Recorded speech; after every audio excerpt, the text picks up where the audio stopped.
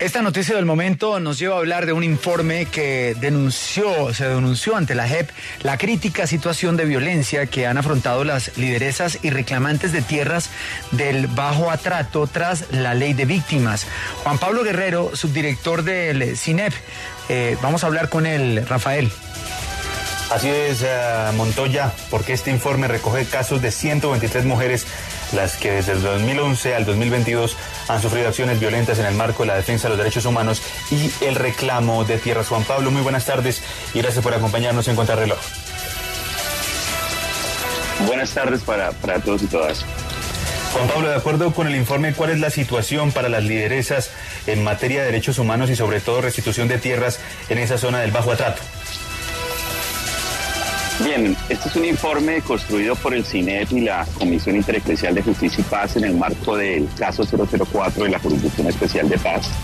Y es un informe que identifica claramente las estrategias usadas por terceros para ocasionar despojo, vaciamiento y apropiación de territorios colectivos de comunidades negras e indígenas en el Bajo Atrato.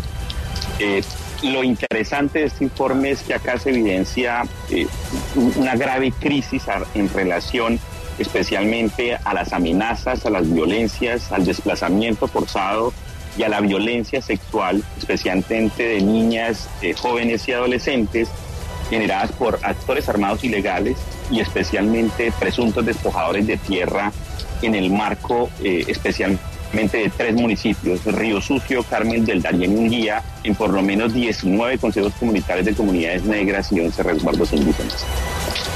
Cuando hablamos de los perpetradores, usted se refiere a los grupos armados y otros terceros. ¿Cuáles son esos grupos armados y quiénes son los terceros?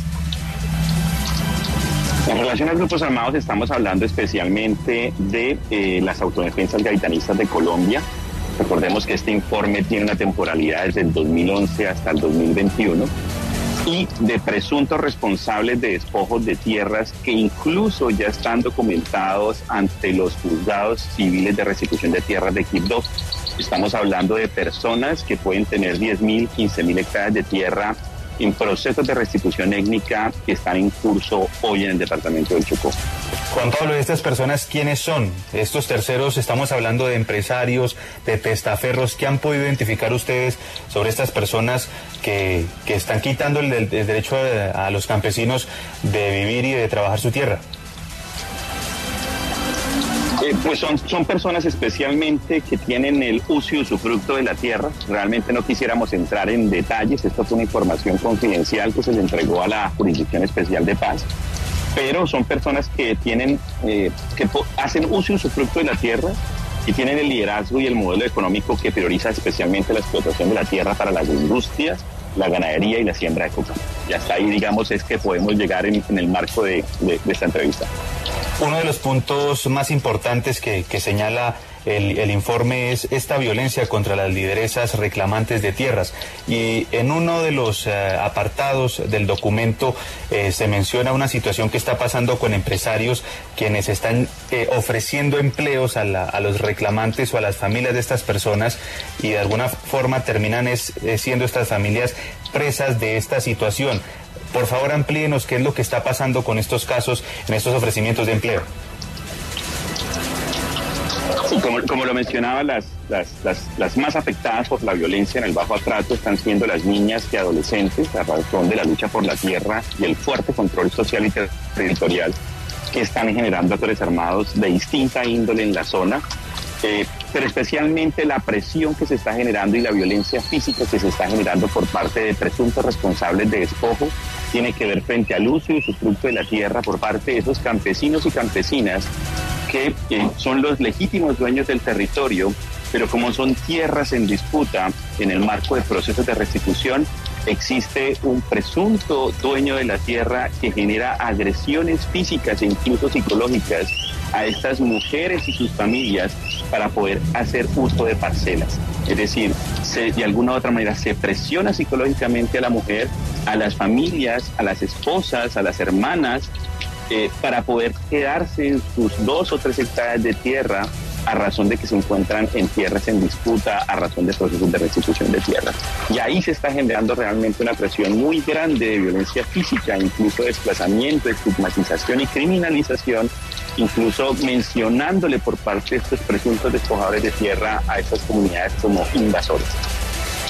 Juan Pablo, el informe señala también el hecho de que los grupos armados puedan incluso castigar a mujeres quienes violan las reglas de convivencia que ellos están imponiendo. Ustedes, que son amplios conocedores del territorio, que representan a las comunidades, ¿cómo se entiende que pase esto donde se supone que hay un Estado responsable de garantizar los derechos de estas personas? Sí, nosotros en esto, como CINEP, lo que hemos podido evidenciar es que primero existe un subregistro clarísimo de denuncias ante las instituciones por parte de las mismas a razón de su debilidad. Lo segundo es que existe una evidente debilidad intrainstitucional y interinstitucional que claramente facilita el ejercicio de la denuncia, pero también existe una filtración de la información por parte de estas informaciones, de estas entidades cuando se genera la denuncia. Claramente existe desconfianza por parte de las lideresas en denunciar a razón de la debilidad institucional, una nula presencia y una débil presencia del Estado en estos 3 municipios, y claramente algo gravísimo, y es que se está generando una revictimización a estas mujeres por denunciar, e incluso una naturalización a las violencias que están propiciando distintos actores armados en la zona. Y en relación con la fuerza pública, que tendría que ser la que garantice la seguridad de estas personas, ustedes en el informe, ¿qué concluyen? Realmente, ¿cuáles son esas falencias en las que está incurriendo la fuerza pública no protegiendo a estas comunidades? En relación a fuerza pública, esta información fue compartida a la Jurisdicción Especial de Paz. Lo cierto del caso es que cuando nosotros en el informe generamos o de alguna u otra manera mencionamos esos actores armados de distinta índole, hacemos referencia tanto a fuerza pública como a actores armados ilegales. Pues es Juan Pablo Guerrero, subdirector del CINEP, a quien agradecemos por habernos acompañado esta tarde en Contrarreloj. Perfecto, mil gracias, hasta luego.